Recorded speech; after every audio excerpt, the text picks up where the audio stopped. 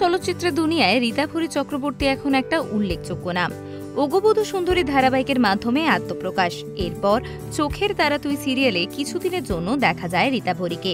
2014-এ সৃজিত মুখোপাধ্যায়ের চতুষ্কোণের নন্দিতার চরিত্রে দর্শকের মনে দাগ কেটে যান রীতাভরি চক্রবর্তী।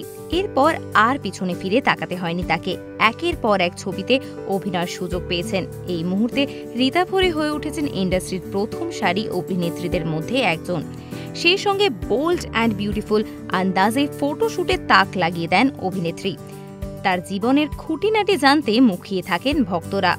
বুধবার দুপুরে রীতাভরির ইনস্টা হ্যান্ডেলে চোখ রেখেই চমকে উঠলেন সকলে। খ্রিশ্চান কোণের সাজে ছবি পোস্ট করেছেন টলি অভিনেত্রী রীতাভরি চক্রবর্তী।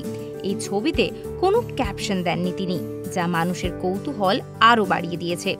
এই মুহূর্তে টলিপাড়ায় গুঞ্জন চলছে এই মাসের শেষের দিকেই বিয়ের পিঁড়িতে বসতে চলেছে শোভন। এর মাঝেই কি জীবনের নতুন অধ্যায় শুরু করতে চলেছেন রীতাভরি চক্রবর্তী? কমেন্ট বক্সে প্রশ্নের বন্যা বয়ে গিয়েছে। রীতাভরি অবশ্য কোনো প্রতিক্রিয়াই দেননি। তবে কি সত্যি সত্যি এবার বিয়ের পিঁড়িতে বসছেন অভিনেত্রী, নাকি এটা শুধুই একটা ফটোশুট, তা সময়ের সাথে সাথেই জানতে পারা যাবে। এরকমই আরো অনেক ভিডিও দেখতে নজর রাখুন আমাদের চ্যানেলে। পাশে থাকা বেল আইকনটি ক্লিক করতে ভুলবেন না।